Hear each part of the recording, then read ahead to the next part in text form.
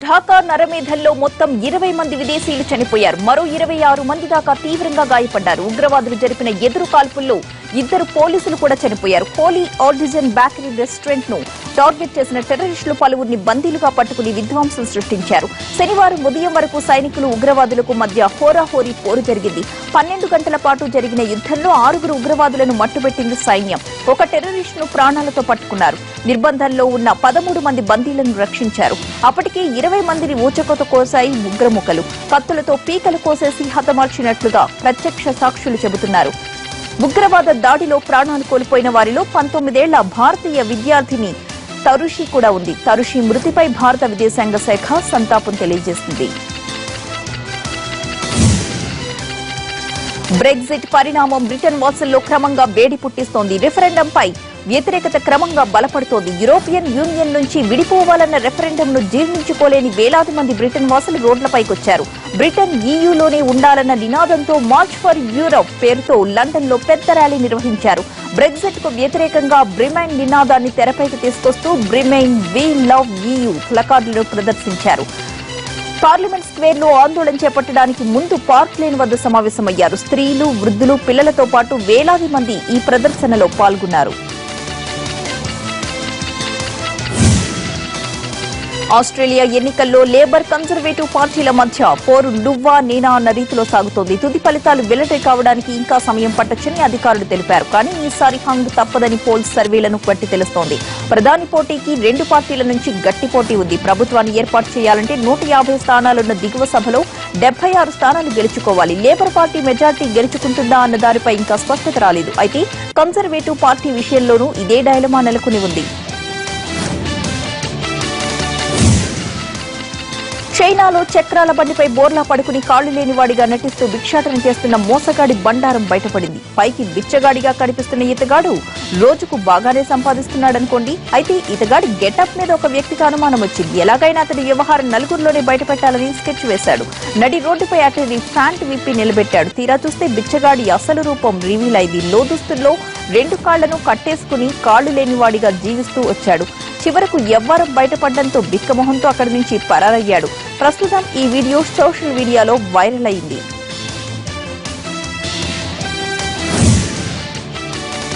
ముంబైలోని Rashtriya chemicals and fertilizers plant లో boiler పేలింది. ఈ ఘటనలో 3 మరణించగా పలువురికి గాయాలయ్యాయి. చెంబూర్ ఆర్సీఎఫ్ లో జరిగిన ఈ ప్రమాదంలో గాయపడిన వారిని సమీపంలోని ఆసుపత్రికి తరలించి చికిత్స అందిస్తున్నారు. ప్లాంట్ లో నిర్వహణ పనులు జరుగుతుండగా బాయిలర్ లో పేలుడు సంభవించింది.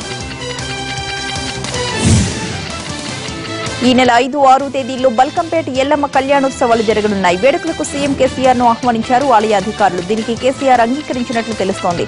ఈ సందర్భంగా సీఎం ను ఆశీర్వదించి అమ్మవారి తీర్థ ప్రసాదాలను అందజేయనున్నారు ఆలయ అర్చకులు. కరీంనగర్ జిల్లా కోరుట్లలో మట్టి తవ్వకాలు జరుపుతుండగా రామచంద్రుడి పురాతన విగ్రహం దొరికింది. పట్టణంలోని చెరువును మినీ ట్యాంక్ బండ్గా మార్చేందుకు ప్రభుత్వం ఈ పనులు చేపట్టింది. ఈ విషయం తెలిసిన గ్రామస్తులు విగ్రహానికి పూజలు చేయడం ప్రారంభించారు. పాలాభిషేకాలు చేసి కొబ్బరికాయలు కొట్టారు.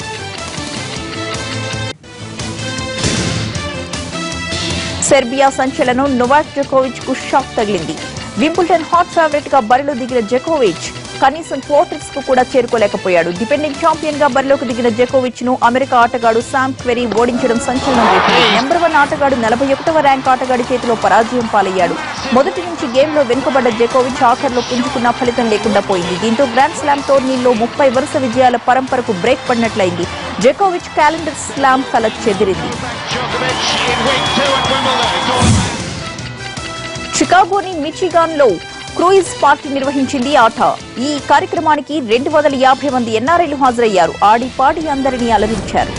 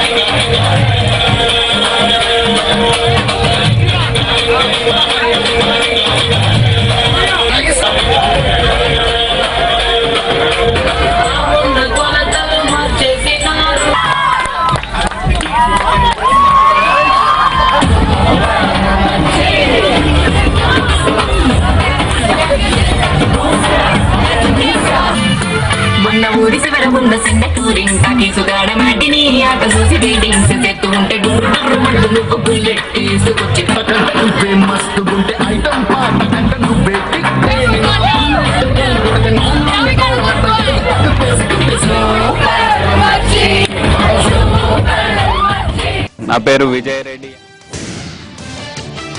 అమెరికా చికాగోలో ఆటా సిల్వర్ జూబ్లీ వేడుకలు ఘనంగా జరుగుతున్నాయి. అతిరథ మహారథులు భారీగా తరలివచ్చారు. వేడుకల్లో రాఖీ ఖన్నా, లావణ్య త్రిపాఠి సందడి చేశారు. ఈ కార్యక్రమానికి భారీగా ఎన్ఆర్ఐలు హాజరయ్యారు.